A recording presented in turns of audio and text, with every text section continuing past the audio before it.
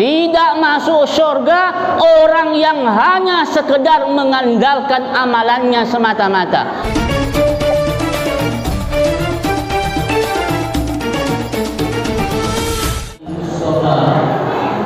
Wa ala alihi wa sahbihi ahli sidqi wal wafa. Qalu subhanaka la ilma lana illa ma 'allamtana innaka antal alimul hakim. Rabbi shrah li sadri wa yassir li amri wahlul 'uqdatam min lisani yafqahu qawli. Allahu qala fi kitabihil karim wa huwa asdaqul qailin. Laqad kana lakum fi rasulillahi uswatun hasanah liman kana yarjullaha wal yawmal akhir wa dzakarallaha katsiran. Shadaqallahul azim.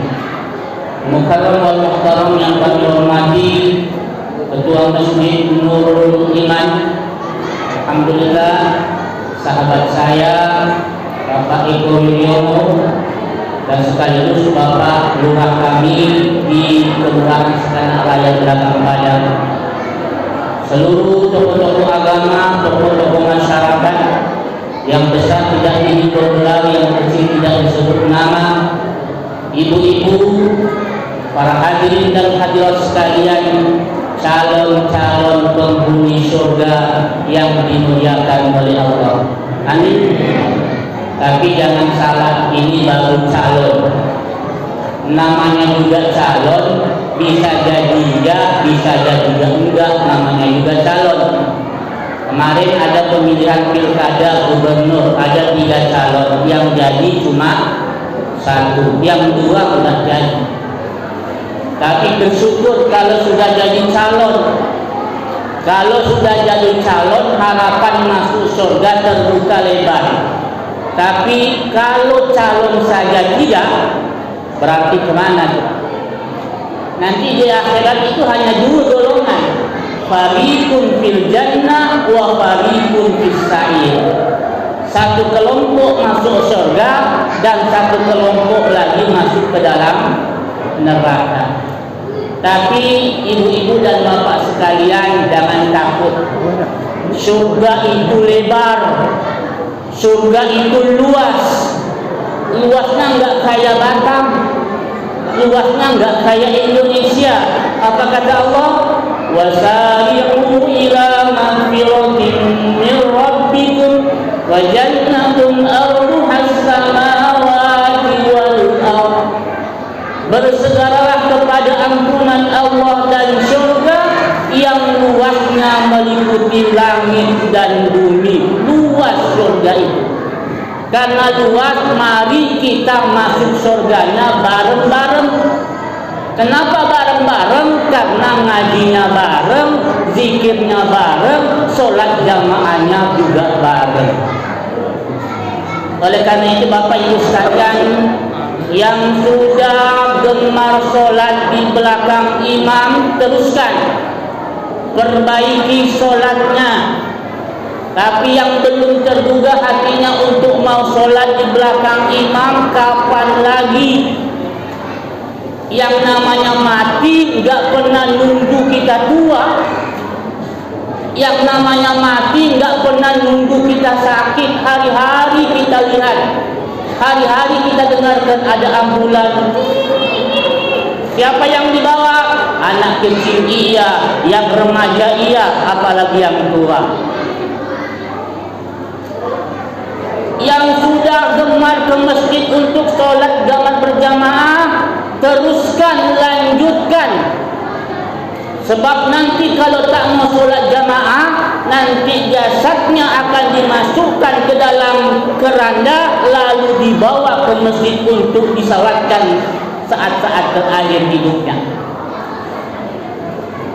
Bagi kita yang sudah gemar baca Quran, alhamdulillah, teruskan, dawamkan, rutinkan.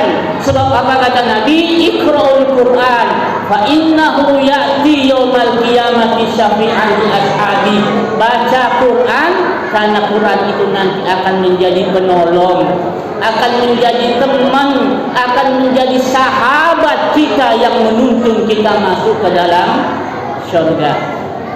Yang sudah gemar sedekah, teruskan. Sebab apa? Andaikan orang-orang yang ada di kubur itu diberikan kesempatan oleh Allah untuk hidup walaupun sesaat, apa kata Allah? Laula akhartani ila ajalin qarib.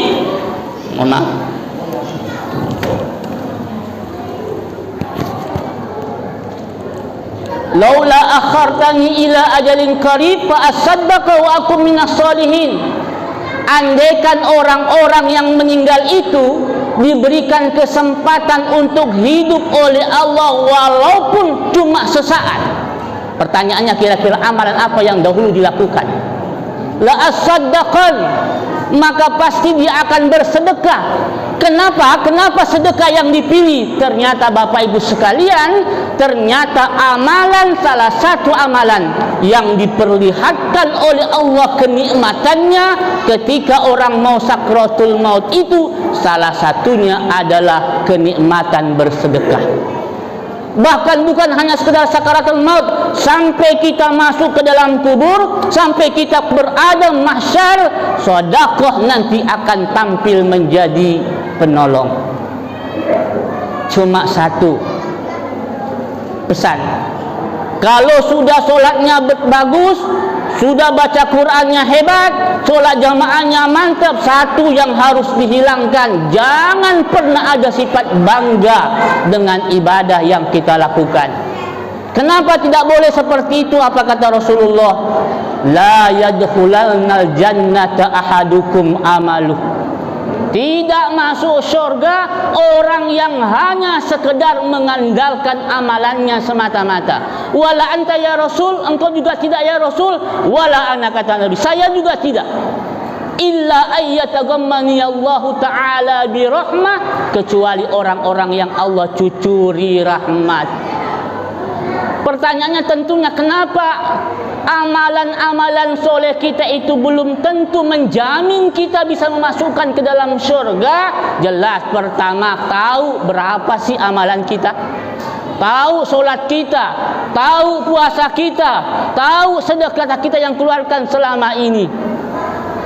Yang kedua, kualitas daripada ibadah kita belum sesuai yang diharapkan oleh Rasul sallallahu alaihi wasallam. Lalu mungkin ada yang bertanya, kalau begitu kenapa saya harus sholat? Kenapa saya harus puasa? Kenapa saya harus baca Quran kalau itu semua tidak bisa menjamin saya untuk masuk ke dalam surga? Jangan salah paham. Jangan salah paham. Semua amalan ibadah kita itu semua bisa menjadi jalan Allah cucuri rahmat kepada kita semua. Kalau Allah sudah rahmati kita, maka tidak ada balasannya kecuali surganya Allah Subhanahu wa ta'ala. Wabil khusus pada malam hari ini, mungkin kita bertanya, bahkan mungkin ada saudara-saudara kita yang masih menganggap bahwa ngapa harus ada peringatan Maulid? Bukankah itu bid'ah? Kalau bid'ah itu dolalah, kalau dolalah itu finnar. Masih ada semacam ini. Kita yang percaya bahwa kita merayakan Maulid untuk mewujudkan rasa cinta kepada Rasulullah. Lagi pula kalau kita lihat konten Maulid ini, kira-kira ada nggak yang salah? Kita datang insya Allah silaturahmi. Siapa yang berani mengatakan silaturahmi itu sesat? Betul? Setelah itu apa yang kita lakukan? Dengarkan baca Quran. Apa baca Quran itu sesat? Kita dengarkan salawat ibu-ibu tadi. Apakah salawat itu sesat? Setelah itu kita dengarkan tausiah, baca doa. Tidak ada amal-amal yang kita lakukan menunjukkan sebuah kesesatan. Maka prinsip kita, lana a'maluna walakum a'malukum. Yang tidak cocok dengan maulid Nabi, tak usah maulid Nabi. Tapi jangan mengganggu kami yang mau merayakan maulid. Ya, kami tak mau diganggu dengan merayakan maulid sebagai wujud rasa cinta kami kepada baginda Rasul sallallahu alaihi wasallam. Bapak Ibu yang saya hormati, kenapa kita harus mengadakan perayaan maulid? Pertama alasannya, karena kita mengharapkan syafaat baginda Rasul. Itu dulu. Apa perlunya syafaat bagi kita? Pada saat kita di dunia, kita tidak mau dipisahkan dengan anak istri kita. Bapak enggak mau berpisah dengan ibu, suami enggak mau berpisah dengan istrinya, anak enggak mau berpisah dengan orang tuanya. Itu di dunia. Tapi bagaimana di akhirat? Apa kata Allah? Fa idza ja'atis sakhah yauma yafirrul mar'u min akhihi wa ummihi wa abi wa sahibatihi wa bani likulli imri'in minhum yawma in sya'nun yughni. Tatkala nanti ditiupkan sangkakala, satu pertanda bahwa kiamat sudah terjadi. Bagaimana kondisi orang pada waktu itu? Kata Allah, yauma yafirrul mar'u min akhi. Orang lari dari saudaranya, wa ummihi wa abi, lari dari ibunya dan bapaknya, wa sahibatihi, lari dari istrinya, wa bani, dan anak-anaknya. Kenapa mereka lari? Padahal di dunia mereka tidak bisa dipisahkan. Ternyata kata Allah, likulli imri'in yawma idzin sya'nun yughni, karena pada saat itu manusia sibuk dengan urusannya masing-masing. Karena begitu sibuknya, orang tua nggak kenal kemana anak, kemana saudara, kemana istri. Sibuk apa? Sibuk mempertanggungjawabkan apa yang sudah Allah kasih selama hidupnya.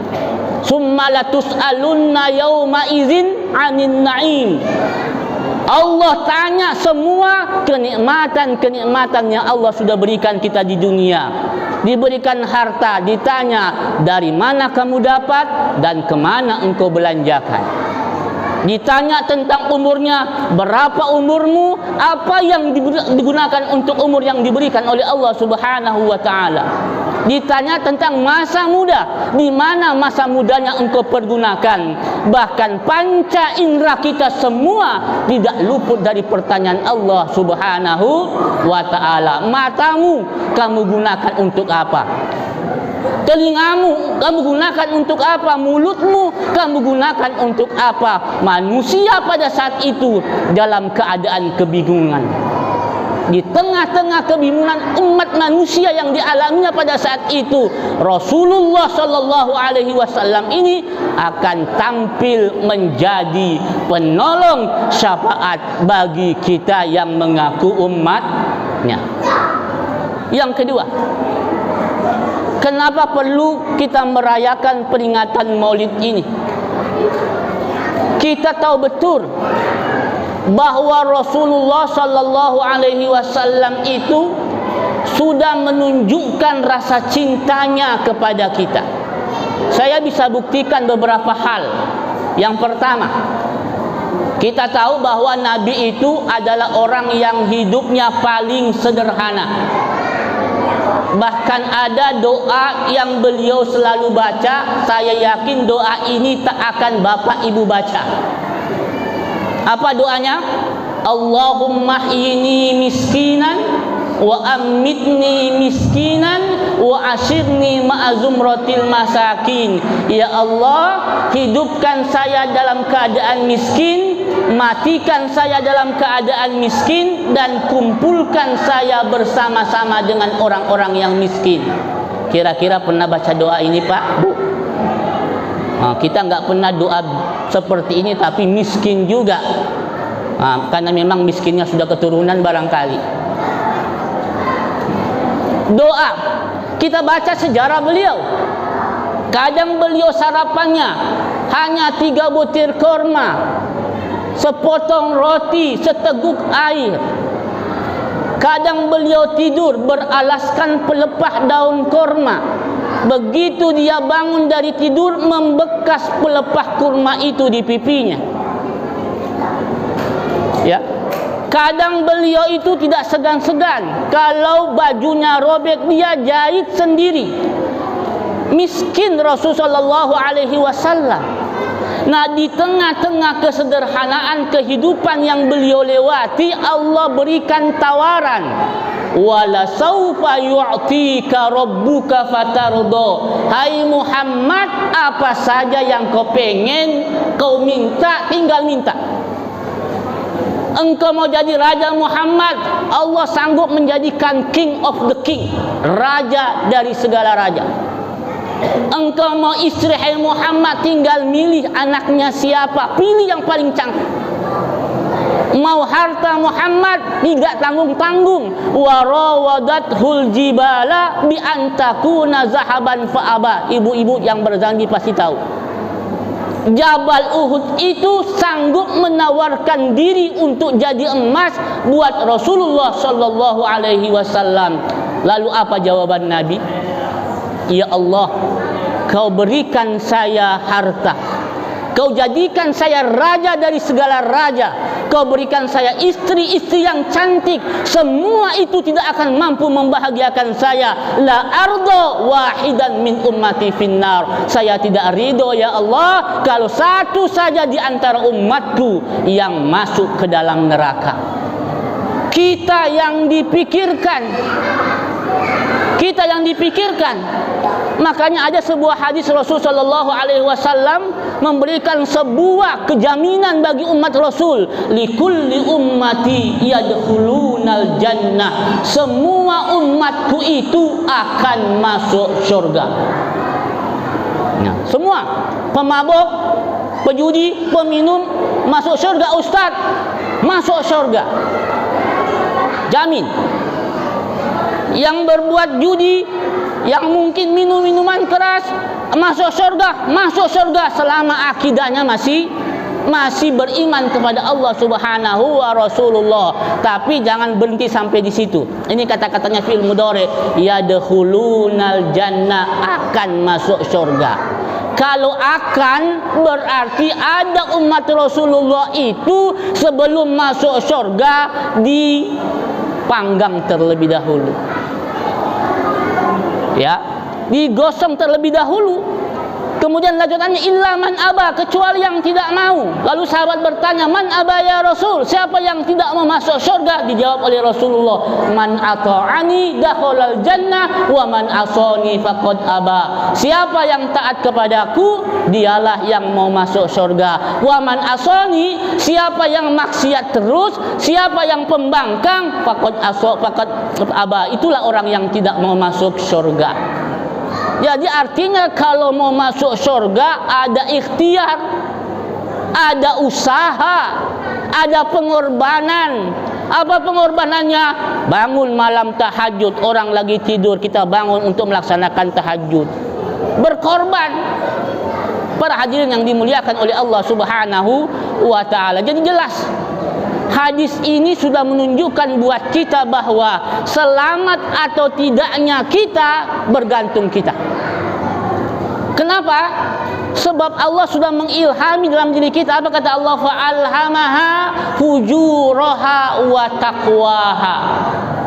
Diilhami setiap jiwa itu ada fujur, ada kecenderungan berbuat fujur, berbuat jahat, berbuat maksiat. Wa taqwaha, juga ada potensi untuk berbuat takwa. Artinya apa? Artinya kita ini ada bakat jadi orang baik, ada bakat jadi orang jahat. Ada bakat jadi orang soleh, dan pun ada bakat jadi orang salah. Tinggal mana tumbuh yang lebih subur. Inilah pentingnya agama, supaya bisa menumbuhkan benih-benih yang subur. Ada sebuah ungkapan dari Imam Syauqi, saya masih teringat. Apa kata beliau? Waladatka ummuka ya ibna Adam bakiya. Hai manusia, engkau terlahir di dunia ini bakia, dalam keadaan menangis. Wan nasu yadhakuna surura, dan manusia ketika itu senang, senyum karena kelahiranmu. Semua bayi yang lahir kira-kira menangis apa ketawa? Menangis. Kalau tak mau menangis, kadang-kadang ibunya ada yang cubit supaya anaknya menangis. Itu sebenarnya sebuah isyarat bahwa setiap bayi yang lahir itu kenapa menangis? Karena dia harus berhadapan dengan ujian yang namanya ujian dunia. Nah, kalau kita lahir dalam keadaan menangis, sementara orang-orang tersenyum karena kelahiran kita, tanyakan dalam hati, nanti kalau saya meninggal dunia, kira-kira menangis atau tertawa? Tentu kita tidak mau lahirnya menangis, nanti meninggal dunia pun dalam keadaan menangis. Tidak mau. Kita pengen meninggal dunia dalam keadaan tersenyum, sementara orang-orang di sekeliling kita menangis karena kepergian kita. Ya, untuk bisa tertawa pada saat kita meninggalkan dunia ini, tentu sudah punya persiapan bekal yang cukup. Kalau bekalnya tak cukup, maka nanti meninggal dunia itu pasti dalam keadaan menangis. Sementara orang-orang nanti tersenyum dengan kepergian kita. Na'udzubillah, sama na'udzubillah. Ya, kita meninggal sendiri, menangis karena nggak ada bekal. Sementara orang-orang senyum, alhamdulillah si fulan meninggal dunia. Kalau nggak meninggal, habis ayam saya digosok semua sama dia. Na'udzubillah. Kita menginginkan semacam itu supaya meninggal dalam keadaan tersenyum, sementara orang-orang yang ada di sekeliling kita menangis karena kepergian kita. Para hadirin yang dimuliakan oleh Allah, ini bukti yang pertama. Bukti yang kedua, di saat-saat mendekati ajal beliau, datang waktu subuh, Bilal pun azan. Setelah Bilal azan, sahabat di masjid melaksanakan solat qobliyatus subuh sambil menunggu kedatangan Rasulullah untuk mengimami solat subuh pada waktu itu.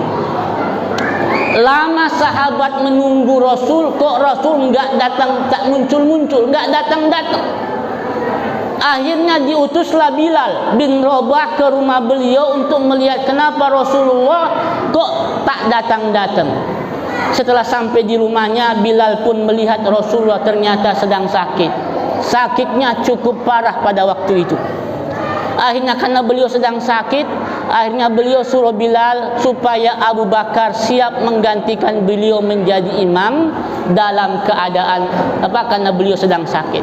Bilal pun pergi ngabarin kepada sahabat yang ada di masjid. Begitu sahabat mendengar kalau Rasul sakit, seluruh jamaah di masjid pada waktu itu semuanya menangis. Kenapa menangis? Karena sahabat sudah merasa bahwa saat-saat berpisah dengan Rasulullah semakin dekat.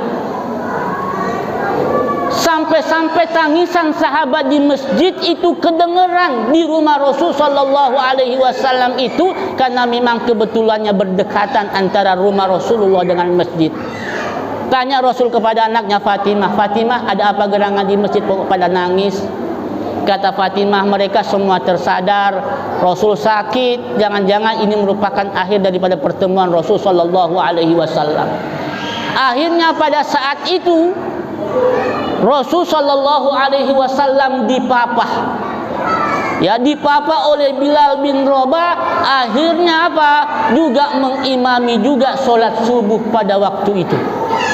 Begitu singkat solatnya, setelah selesai solat beliau katakan kepada sahabat, "Idza amma ahadukum falyukhaffif."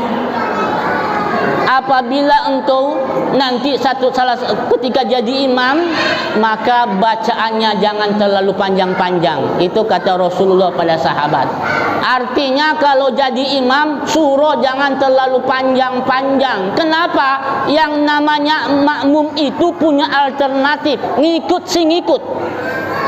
Namanya juga bermakmum, ngikut tapi ngedumel. Apa ngedumel itu ya? Ya. Ngomel sendiri nanti. Iya, sekarang dia ngikut, besok-besok nggak mau lagi sholat jamaah karena imamnya overacting. Lalu Rasul katakan, apabila engkau sholat sendiri, fal yutawil masya'a, panjangkan sesuai dengan kehendakmu. Kalau sholat sendiri, mau baca Baqarah habis, monggo. Mau baca Yasin, persilakan. Mau baca apa lagi surah An-Nisa, persilakan. Tapi syaratnya tadi sendiri. Cuman penyakit kita beda. Giliran jadi imam panjang, giliran sholat sendiri, langganannya inna a'taina dengan kulhu hari-hari itu saja yang dibaca. Nah, setelah selesai itu Rasulullah SAW memberikan sebuah semacam pidato. Wahai saudara-saudaraku, kata beliau, sudah lama kita bergaul. Tentu sedikit banyak saya punya salah.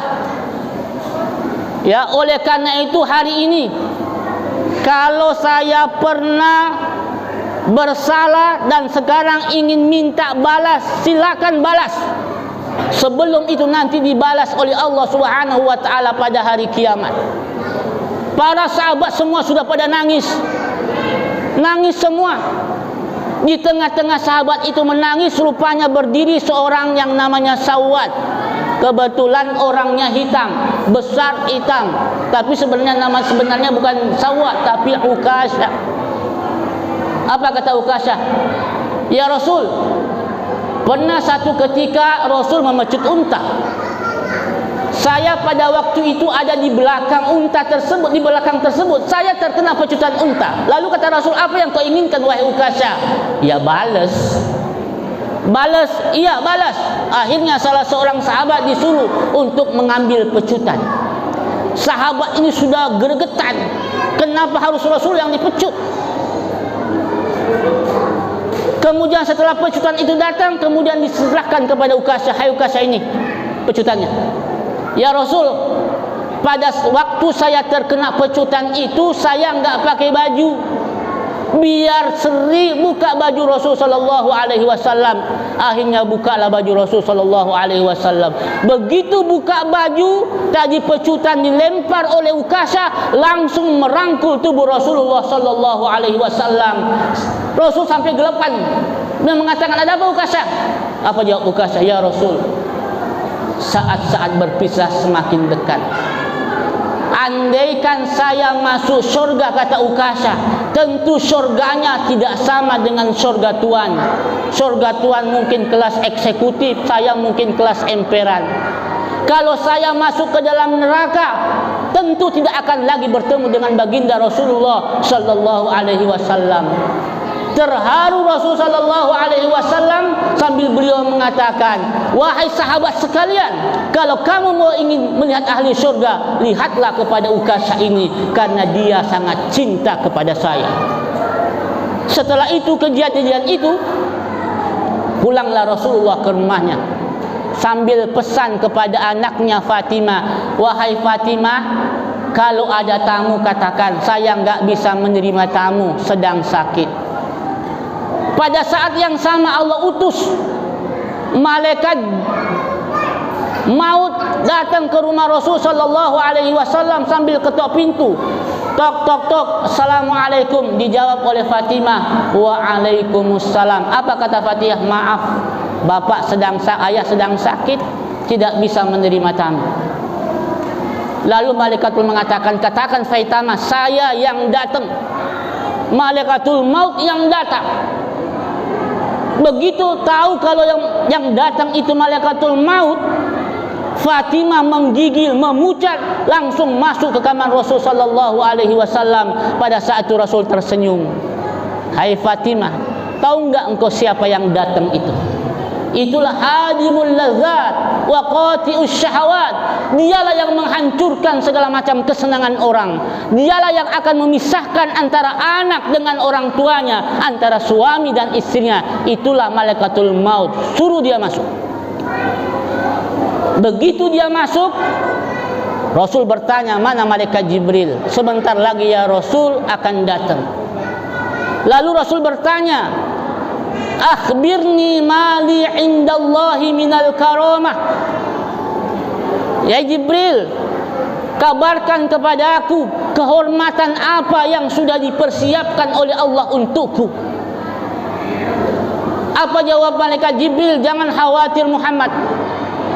Inna abwabas sama qad futihat wal malaikatu sufufan yantaziruna li ruhik seluruh pintu-pintu surga sudah dibuka oleh Allah Subhanahu wa taala dan para malaikat ini sudah berbaris menunggu kedatanganmu yang suci ini. Lalu pada saat itu apa yang ditanyakan oleh Rasulullah sallallahu alaihi wasallam, bagaimana dengan umatku? Bagaimana dengan umatku? Lalu yang menjawab ini Allah dalam hadis qudsinya, inni haramtu ala sairil umam hatta tadkhul ummatuka. Saya haramkan umat-umat yang terdahulu untuk masuk ke dalam surga sebelum umatmu yang masuk surga terlebih dahulu. Bukan main. Kita umat Rasul hidup di akhir zaman, orangnya kecil-kecil. Ini ya seperti inilah. Kenapa saya katakan umat Muhammad akhir zaman ini kecil-kecil? Karena mungkin Bapak Ibu yang pernah umrah mungkin tahu namanya Maqam Ibrahim itu. Maqam Ibrahim itu bukan kuburannya Nabi Ibrahim, tapi tempat berpijak Nabi Ibrahim itu ketika bangun Ka'bah. Bagaimana besarnya kakinya? Kalau kakinya saja sebesar itu, apalagi orangnya. Kita ini kecil-kecil. Ditambah kecil, ditambah lagi dengan umurnya pendek-pendek. Umat Nabi Nuh ada yang sampai ribuan tahun umurnya. Umatnya Nabi Musa, umatnya Nabi Soleh, umat terlalu panjang-panjang umurnya. Tapi umat Rasulullah Muhammad yang hidup di akhir zaman sudahlah kecil, pendek, ungkal lagi. Tapi meskipun begitu, Allah memberikan jaminan bahwa tidak ada yang boleh masuk surga terlebih dahulu sebelum umat Rasulullah sallallahu alaihi wasallam yang masuk surga terlebih dahulu. Barulah Rasul tenang. Sebelum beliau menghembuskan napas yang terakhir, beliau masih sempat berdoa. Apa doanya? Ya Allah, sakratul maut itu sakit. Biarkan rasa sakitnya menghadapi sakratul maut itu jangan dirasakan kepada umatku. Cukup saya saja yang merasakan sakitnya sakratul maut. Maka alhamdulillah, yang kita yang istiqomah mengaku sebagai umatnya Rasulullah, kalau memang betul istiqomah akan diberikan oleh Allah keringanan menghadapi sakratul maut. Nah, setelah itu barulah Rasulullah SAW juga memberikan pesan di dalam hembusan nafas yang terakhirnya. 3 pesan beliau. Apa yang pertama? As-sholah, as-sholah, as-sholah. Jaga solatmu. Jaga solatmu. Sehebat apapun amalan kita, puasanya mungkin tak pernah ketinggalan, sedekahnya setiap masjid dia sedekah, baca Qur'annya, tapi kalau tidak solat, maka semua amalan-amalan itu tidak akan diterima oleh Allah Subhanahu wa ta'ala. Solatnya. Kemudian yang kedua apa? Ittaqun nisa. Jaga perempuan. Betapa hebatnya kemuliaan diterima oleh perempuan sebelum Islam datang. Bagaimana keadaan perempuan?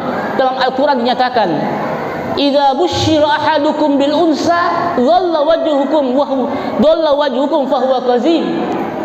Apabila diberikan kabar gembira kepada orang pada waktu itu diberikan anak perempuan, dhalla wajhuhu wa huwa kazim, langsung menghitam mukanya, merah padam karena malu punya anak perempuan. Tapi begitu datang Islam, 100 derajat berubah. Yang tadinya hina, yang tadinya dipandang remeh, dimuliakan oleh Allah Subhanahu wa ta'ala. Sampai-sampai Allah abadikan satu surah dalam Al-Quran, namanya surah An-Nisa. Ini saya bicara tentang perempuan. Dan alhamdulillah, kalau perempuan masuk surga itu jauh lebih gampang dibandingkan dengan laki-laki. Mohon maaf. Apa kata Nabi? Cuma 4 syaratnya perempuan itu kalau nak masuk surga. Kalau laki-laki banyak syaratnya. Karena kalau punya istri nanti istrinya enggak benar, siapa tanggung jawab? Tanggung jawab suami. Tapi kalau perempuan enggak ada tanggung jawab. Kata Rasul sallallahu alaihi wasallam, "Idza shallat imra'atu khamsaha." Apabila salatnya benar 5 waktu, wa shamat syahraha, puasa di bulan Ramadan betul, wa hafizat farjaha, dia sanggup menjaga kehormatannya, artinya tidak selingkuh. Ya. Kemudian dia taat kepada istrinya, apa kata Rasulullah? Masuklah ke dalam surga dalam pintu mana saja. Tuh hebatnya. Mungkin ibu-ibu sekarang mengatakan, enak laki-laki nggak ada keluar darah haidnya. Kami perempuan keluar terus darah setiap bulan. Kami nggak bisa puasa, nggak bisa haji, nggak bisa baca Quran. Jangan khawatir. Apa kata Rasulullah SAW? Ayyumra'atin tahidu wa kana haiduha kafaratun lima ba'daha. Seorang perempuan yang keluar darah haidnya, maka keluarnya darah haid itu bisa menjadi penebus dosa dari yang pernah dosa yang dilakukan pada hari-hari sebelumnya. Bahkan kalau ada perempuan sebelum haidnya dia baca Qur'annya hebat, sebelum haidnya dia tahajudnya hebat, kemudian datang masa haidnya, maka walaupun dia tidak tahajud pada saat dia haid, walaupun dia tidak bisa baca Qur'an, tapi pahala baca Qur'annya, pahala tahajudnya tetap diterima oleh seorang perempuan. Tapi kenapa Rasul pesan jaga perempuan? Karena rupanya rusaknya Bani Israel itu karena sebabnya perempuan. Yang terakhir apa? Ummati, ummati, ummati, umatku, umatku, umatku. Mana ada pemimpin seperti ini? Padahal kenapa Rasul tak menyebut anaknya? Padahal anaknya banyak yang meninggal pada waktu dia masih kecil, bahkan masih orok. Tidak disebut nama anaknya, tidak juga disebut nama bapaknya, padahal dia tidak penuh dengan bapak. Semenjak dia lahir tidak pernah bertemu dengan seorang sosok bapak. Dia juga tidak menyebut nama istrinya, padahal istrinya lebih daripada satu. Dia juga tidak menyebut nama pamannya, tapi yang disebut oleh Rasul sallallahu alaihi wasallam, ummati, ummati, ummati. Para hadirin sekalian yang dimuliakan oleh Allah Subhanahu wa taala. Makanya Nabi Adam itu sampai pernah mengatakan, saya iri dengan umatnya Muhammad. Saya iri, saya pengen menjadi umatnya Muhammad. Kenapa iri? Mungkin bapak dan ibu teringat ketika Nabi Adam itu melanggar konstitusi. Nah, ini bahasa kerennya. Akhirnya Nabi Adam di impeachment. Kata Allah, wa iskunna ya Adam uskun anta wa zaujukal jannah wa kula minha ragadan haitsu syi'tuma wa la taqraba hadhihi syajarata fatakuna minaz zalimin.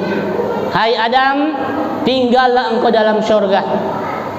Nikmati segala fasilitas surga, makan yang ada di dalamnya, nikmati yang ada di dalamnya, tapi satu, la taqraba hadhihi syajarah, jangan pernah dekati pohon ini. Nah, namanya juga manusia Bapak Ibu. Manusia itu kan punya sifat, semakin dilarang semakin penasaran. Semakin dilarang semakin pengen coba. Itu tabiat manusia. Kalau saya katakan bagaimana hukumnya minuman keras, pasti semua mengatakan bahwa semua minuman keras itu adalah hukumnya haram. Tapi mabok juga. Bagaimana judi itu hukumnya? Pasti akan mengatakan judi haram, tapi tetap main judi juga. Sama juga ini. Itu larangan Allah, tapi Nabi Adam itu bukan hanya sekedar dekat, tapi memakan buah khuldi tersebut yang pada akhirnya Nabi Adam diusir oleh Allah Subhanahu wa taala dari surga. Satu dibuang ke Irak dan satu dibuang ke India. Berapa lama mereka mencari, saling mencari? 40 tahun. Dan itu pun Nabi Adam alaihissalam itu diampuni oleh Allah Subhanahu wa taala ketika berada di kota Mekah. Dan itu pun menyertakan nama Nabi Muhammad di dalam pertobatannya. Ketika ditanya oleh Allah Subhanahu Adam, dari mana engkau tahu Muhammad? Padahal pada waktu itu belum saya ciptakan. Apa jawab Adam? Ya Allah, saya lihat di tiang-tiang arsy surga itu ada tulisan La ilaha illallah Muhammadur Rasulullah. Pada saat itu saya berkeyakinan bahwa tidak akan mungkin ada nama yang bersebelahan dengan nama Allah kalau orang itu bukan orang mulia. Maka saya bertawassul kepada Allah Subhanahu wa taala mengatasnamakan Muhammad agar supaya diterima taubat saya. Apa kata Allah? Sadaqta ya Adam, benar engkau Adam. Andaikan bukan karena Muhammad, saya enggak bakal ciptakan engkau. Andaikan bukan karena Muhammad, alam ini tidak akan saya ciptakan. Andaikan bukan karena Muhammad, Nabi Ibrahim tidak akan selamat daripada kobaran api. Andaikan bukannya karena nur Muhammad itu, Nabi Nuh alaihissalam tidak akan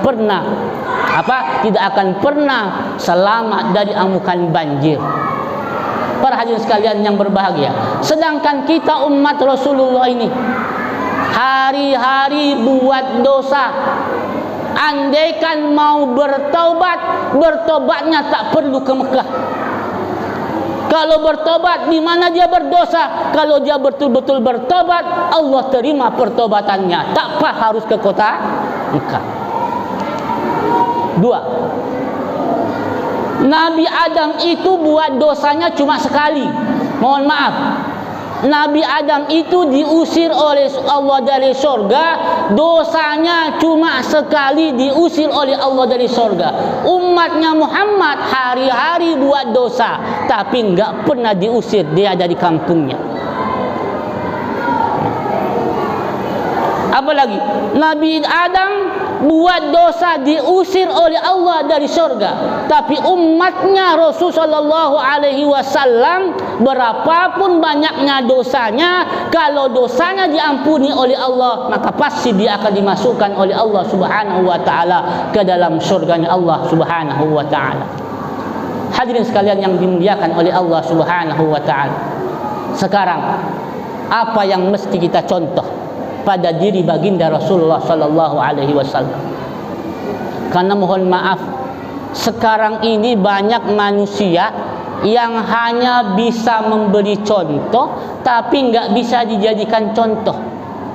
Kalau cuma ngajak orang baik, hebat kadang-kadang, tapi tak bisa dijadikan contoh. Inilah masalahnya dalam rumah tangga kita. Makanya jangan heran Bapak Bu, kadang-kadang ada anak-anak itu masih orok, masih kecil, kalau lagi marahan dengan kawannya, apa yang keluar dari mulutnya? Tak lepas daripada nama binatang di mulutnya. Kenapa bisa seperti itu? Ternyata memang di rumahnya kalau suami istrinya berantem, kata-kata itu yang keluar. Akhirnya didengar oleh anak kan punya rekaman yang kuat. Sekali dia dengarkan itu, maka merekam dalam, dan itulah nanti yang akan keluar ketika dia marah dengan temannya. Beda dengan Rasul. Apa kata Nabi? Inni awwal wajibin ila ma da'autukum ilai. Sayalah yang pertama kali melaksanakan sebuah kewajiban sebelum itu dilaksanakan oleh umat saya. Inni awwal wajibin ila ma da'autukum ilai. Contoh, kalau Rasul katakan, hai saudara-saudaraku, rajin-rajin bersedekah, ternyata Rasul sallallahu alaihi wasallam tidak pernah ada duit nginep di rumahnya. Ada suatu ketika Rasul sallallahu alaihi wasallam setelah solat, dia tanpa wirid, tanpa ada zikir, langsung balik. Dan itu dilihat oleh sahabat. Kemudian sahabat bertanya, ya Rasul, ada apa gerangan? Kok habis solat itu tidak ada wirid, tidak ada zikir, langsung pergi? Apa jawab Rasul? Pada saat selesai saya sholat itu, saya teringat bahwa di bawah bantal saya itu ada 2 dirham uang yang belum saya sedekahkan. Maka saya cepat-cepat balik, ambil uang itu saya sedekahkan. Sekarang di rumah tidak ada apa-apa lagi, saya tenang. Di rumah nggak ada apa-apa, tenang. Kita banyak uang di rumah, hari-hari berantem terus. Para hadirin sekalian yang berbahagia, maka tidak salah kalau Allah memuji beliau dengan pujian yang setinggi-tingginya. Dalam Al-Quran dikatakan apa? Wa innaka la'ala khuluqin azim.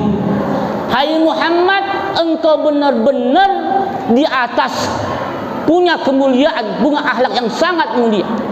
Kalau Allah saja muji beliau, apalah artinya pujian kita?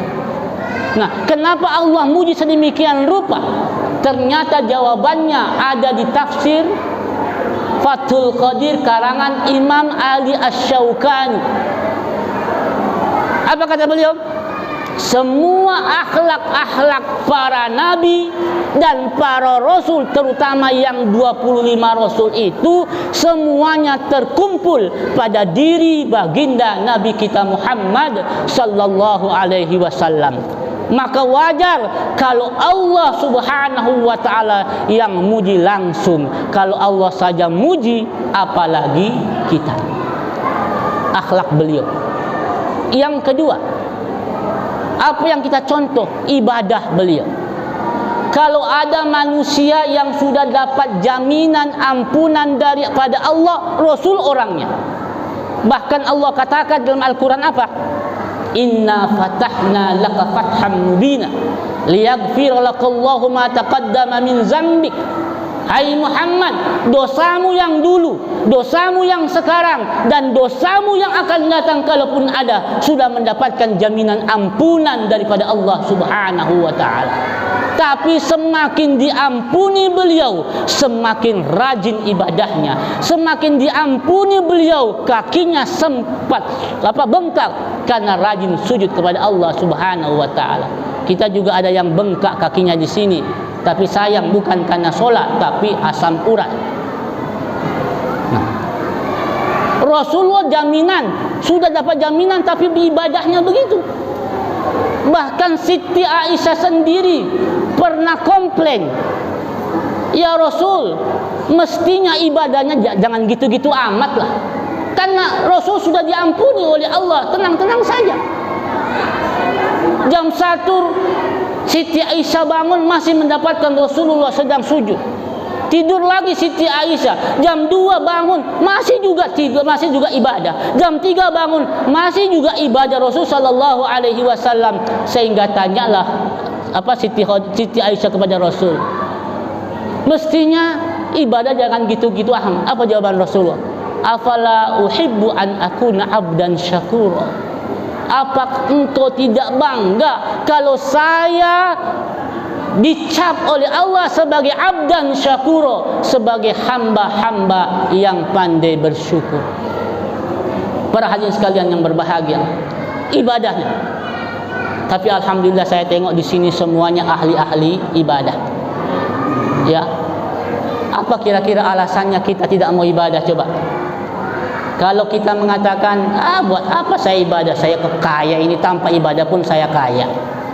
Kekayaan yang kita miliki tidak ada apa-apanya, Pak Bu, dibandingkan kekayaan yang diberikan oleh Allah kepada Nabi Sulaiman. Nabi Sulaiman itu istananya intan berlian. Intan berlian. Dia mengerti bahasa binatang, dia mengerti bahasa burung. Dia diberikan oleh Allah Subhanahu wa ta'ala kekuasaan. Apa yang beliau katakan? Hadza min fadli rabbi hadza min fadli rabbi ashkur am akfur. Inilah keutamaan yang diberikan oleh Allah Subhanahu wa ta'ala untuk mengujiku, apakah saya termasuk orang yang bersyukur atau sebaliknya. Nabi Sulaiman alaihissalam itu diberikan kekayaan oleh Allah Subhanahu wa ta'ala, tapi beliau tetap rajin ibadahnya. Siapa lagi? Kalau ada yang mengatakan, saya kan sedang sakit, saya nggak bisa sholat. Sakitnya yang kita derita nggak ada apa-apanya dibandingkan dengan sakit yang diberikan kepada Nabi Ayyub alaihissalam. Nabi Ayyub itu penyakitnya semua badannya dimakan ulat. Bahkan istri dan keluarganya menjauhi, membusuk itu ulat. Apa jawab beliau? Biarkan badan saya dimakan ulat, asal jangan hati dan lidah saya yang dimakan ulat. Sebab kalau ini yang dimakan ulat, bagaimana saya bisa beribadah, berzikir kepada Allah Subhanahu wa ta'ala? Kalau kita miskin, Nabi Isa jauh lebih miskin daripada kita. Nabi Isa itu punya kekayaan cuma sisir saja, tetapi kemiskinannya tidak pernah beliau lagi Allah Subhanahu wa ta'ala. Para hadirin sekalian dimuliakan oleh Allah Subhanahu wa ta'ala, kembali kepada tadi bahwa jangan sampai solat ditinggal. Ya, makanya dalam hukum itu silakan solat berdiri kalau mampu berdiri. Kalau tidak bisa berdiri, solat dalam keadaan duduk. Mungkin ada mengatakan ada bisul di pantat tak bisa duduk. Kalau ada bisul di pantat tak bisa duduk, silakan solat sambil berbaring. Boleh solat berbaring. Kalau juga enggak bisa berbaring, silakan solat dengan isyarat. Bagaimana solat dengan isyarat? Semua bacaan-bacaan salat itu dengan isyarat mata. Sujud isyarat mata, mau rukuk isyarat mata. Kalau tidak bisa juga isyarat mata, silakan solat dalam hati. Kalau solat hati juga tidak bisa, berarti siap untuk dibungkus. Berarti sudah mati itu, sudah meninggal. Jadi tidak ada alasan bagi kita untuk meninggalkan Nabi yang nyata-nyata sudah mendapatkan jaminan ampunan daripada Allah Subhanahu wa ta'ala, tapi ibadahnya bukan main. Yang terakhir ingin saya sampaikan, kalau kita sudah mengatakan bahwa kita cinta kepada Rasulullah, sekarang pembuktiannya. Pertama yang harus kita lakukan, kata Rasul sallallahu alaihi wasallam, inna aula yaumal qiyamah aksaru alayya salatan. Sesungguhnya orang yang paling mulia di hari kiamat nanti adalah orang yang paling baca salawat kepada Nabi. Dan salawat ini pun tak pakai wudu pun silakan. Ya, silakan bacakin salawat setiap hari, jangan sampai lupa baca salawat. Kalau kita memang ingin dikenang sebagai umatnya Rasul sallallahu alaihi wasallam.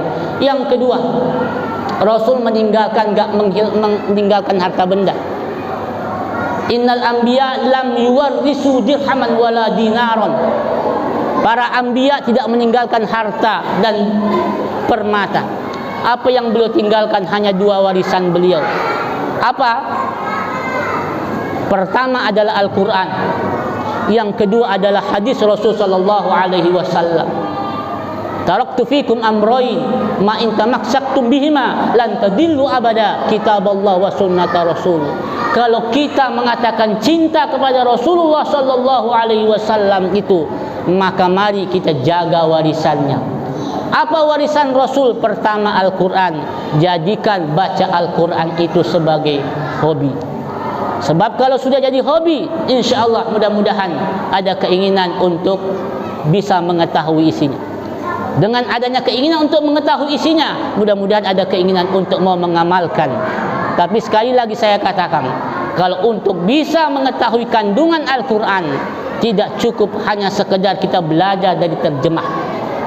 Kita mesti buka hadis Rasulullah sallallahu alaihi wasallam, berfungsi sebagai penjelas daripada isi kandungan Al-Quran. Nah, untuk bisa mengetahui Al-Quran dan hadis, maka ada warisan ketiga dari baginda Rasul, al-ulama warasatul anbiya, ulama pewaris para nabi. Mudah-mudahan Allah Subhanahu wa taala melimpahkan taufik dan hidayah kepada kita semua. Mudah-mudahan dengan perayaan Maulid Nabi kita Muhammad sallallahu alaihi wasallam ini, kita diakui sebagai umatnya Rasul. Ibu dan bapak tahu Abu Lahab. Dalam kitab Fathul Bari karangan Imam Ibnu Hajar Al-Asqalani itu dijelaskan bahwa Abu Lahab itu paman Nabi, orang yang paling memusuhi Nabi, orang yang sudah divonis oleh Allah ahli neraka. Ternyata pada saat kelahiran Nabi sallallahu alaihi wasallam, ada budak yang bernama Suwaibah. Suwaibah itu budaknya Abu Lahab ini. Ngasih tahu kepada Abu Lahab, wahai Abu Lahab, barusan Siti Aminah melahirkan seorang anak. Anaknya ganteng, anaknya cakep. Begitu mendengar kalau lahir ponakannya, bukan main senangnya Abu Lahab ini. saking senangnya Suwaibah ini yang merupakan budak pada waktu itu langsung dimerdekakan oleh Abu Lahab.